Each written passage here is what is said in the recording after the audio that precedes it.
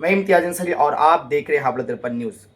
मैं अभी रूपन स्टिक के सरजमी पर हूँ और हमारे भी सबीर अली वारसी साहब आपके रूबरू हैं। मैं कुछ बात जो ईरान में और इज़राइल और अमेरिका के मौजू को लेकर आज बात करने जा रहा हूँ। जैसे कि आपका एक वीडियो वायरल हुआ था, सबसे पहले आपने लोगों को ये मैसेज दिया कि ऐसा कुछ मामलात नहीं हुआ है, तो इसके बारे में फिर आपको कैसे पता कि सरकार का जो है शहादत हो चुका है? देखिए, रात के वक्त जब ये ख़बर फैलाई गई थी तो ये इंटरनेशनल न्यूज़ के ज़रिए और राइटर्स न्यूज़ वगैरह के ज़रिए ये ख़बर आ रही थी। तो चूँकि ईरान की किसी ऑफ़िशियल वेबसाइट से या ईरान के किसी ऑफ़िशियल न्यूज़ चैनल से इसकी तस्दीक नहीं हुई थी, तो उस वक्त ये हम सब महसूस कर रहे थे कि ये दुश्मन की कोई स्ट्रेटजी होगी कि रहबर के बारे में ये ख़बर फैला कर जो है वो मज़ाहमतकारों का मोराल जो है उसको पस्त करें, डाउन करें। मगर जब सुबह होते होते जब ईरान के ऑफिशियल्स के ज़रिया ये ख़बर दी गई और तस्दीक की गई कि हाँ रहबर मुअज़्ज़म शहीद हो गए हैं, तो तब जाकर दिल मान तो नहीं रहा था मगर यकीन करना पड़ा कि हाँ इस्लाम की एक बहुत बड़ी अजीम शख्सियत हमें छोड़कर जा चुकी है। क्या इस बात को हम लोग मान सकते हैं कि तमाम मुसलमानों के लिए रहनुमा थे वो? बेशक मैंने 2019 में भी ये जुमला कहा था कि आयतुल्लाह ख़ामनेई सिर्फ शियों के नहीं बल्कि पूरे मुस्लिम उम्मा के आलम इस्लाम के अगर इस वक्त कोई कायद हैं, रहबर हैं, तो वो और कोई क़यादत कर सकते हैं ख़ारजी मसलों पर, तो वो आयतुल्लाह ख़ामनेई हैं। कल जब ये जंग छिड़ा तो लोगों के बीच में दो मसला था। एक ये जंग खुद और दूसरा था क्रिकेट का मैच। तमाम मुसलमान जो हैं क्रिकेट में इतने डूबे हुए थे कि उनको ये भी नहीं मालूम कि आज ऐसा जंग जो ईरान जो सपना देखा था, जिस हिसाब से लोगों ने उनके ऊपर उँगलियाँ उठाया था, जो फ़िलिस्तीन के मामलात जब बीच में आई, तो लोगों ने उनको तरह-तरह की बातों को बताया। जब फ़िलिस्तीन के साथ वो लड़े, तब उनका मुँह बंद हुआ। इसके बारे में क्या ख़्याल है? देखिए ये यानी बड़ा बहुत अफसोस के साथ कहना पड़ता है कि मुसलमानों में इन मुसलमान दो हिस्सों में करबला के वक्त से ही तकसीम हो गया। एक फ़िक्र चली हुसैनी फ़िक्र और एक फ़िक्र चली यजीदी फ़िक्र। तो चूँकि यजीदी कल भी तादाद में ज़्यादा थे, आज भी वो तादाद में ज़्यादा हैं, तो कल भी उन लोगों ने जो है अपनी बेशर्मी का मुज़ाहरा किया था और आज भी जो यजीदी मिजाज मुसलमान हैं वो इसी तरह अपनी बेशर्मी और बेहिसी का मुज़ाहरा कर रहे हैं। मगर करबला में इमाम हुसैन अलैहिस्सलाम ने एक जुमला कहा था कि जुल्म के ख़िलाफ़ जितनी देर से उठोगे उतनी ज़्यादा क़ुरबानी देनी पड़ेगी। तो दुनिया ने ये देखा कि करबला में जो लोग इमाम हुसैन अलैहिस्सलाम को कत्ल करने आए उनको तो छोड़ दीजिए, जिन लोगों ने इमाम हुसैन अलैहिस्सलाम का साथ नहीं दिया, जो तमाशा देखते रहे या जो गैर जानिबदार रहे या जो मसलहतन किसी वजह से खामोश रहे, तो जब जुल्म के ख़िलाफ़ खामोश रहना भी एक जुर्म है बेशक। और जो जुल्म देख कर भी खामोश रहता है वो ख़ुद कभी ना कभी जुल्म का शिकार हो जाता है। लोगों ने उस वक्त ये सोचा कि करबला में इमाम हुसैन शहीद हो गए, अब और कुछ नहीं करेगा यजीद, मगर ये उनकी खाम ख्याली थी।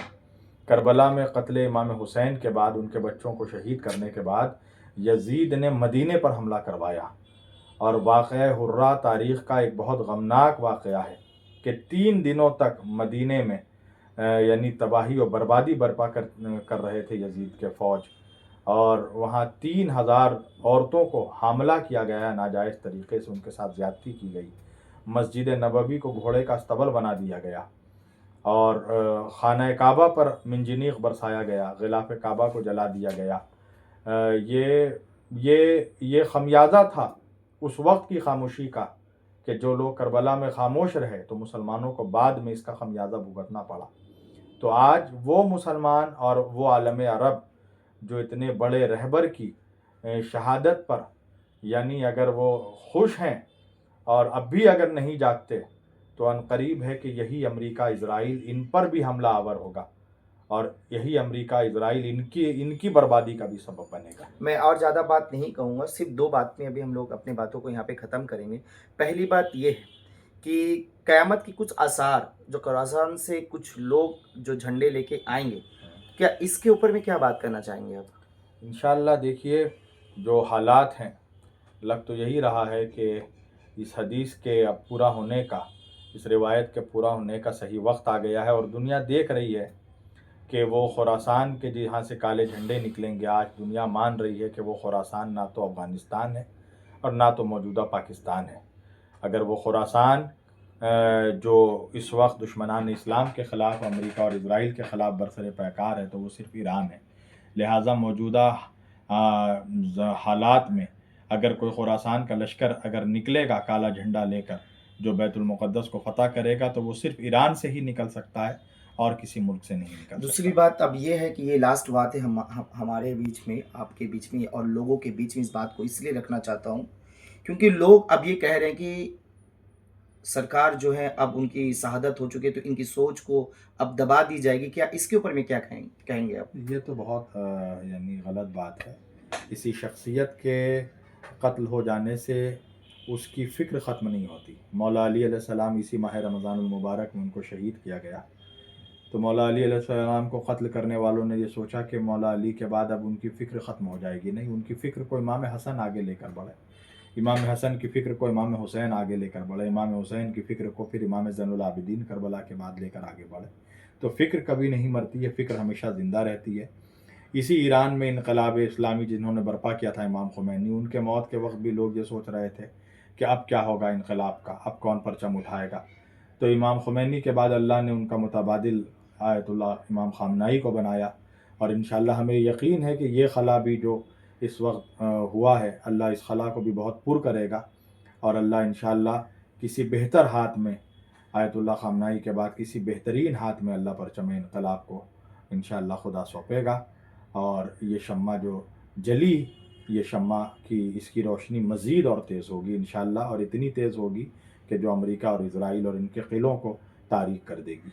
इज़राइल और अमेरिका ये बात को सोच रहा था कि अगर मैं सरकार को कत्ल कर दूं तो ये जंग बंद हो जाएगी। क्या अब जंग चालू होगी कि अब जंग यहाँ पे ख़त्म हो जाएगी? नहीं, जंग तो उनकी हयात में ही चालू हो चुकी थी। इससे पहले भी 12 रोज़ा जंग हुई थी जिसमें अमेरिका ने ख़ुद सीज़ फायर किया था। उसकी हालत इतनी ख़राब हो गई थी अमेरिका इज़राइल की, और इस वक्त भी इंशाअल्लाह ये जो जंग शुरू हो चुकी है, अब तो ये इस जंग में मज़ीद शिद्दत आ गई है और ये शहीद का क़तरा लहू ज़मीन पर गिर चुका है और ये लहू इंशाअल्लाह अमेरिका और इज़राइल की तबाही का सबब बनेगा।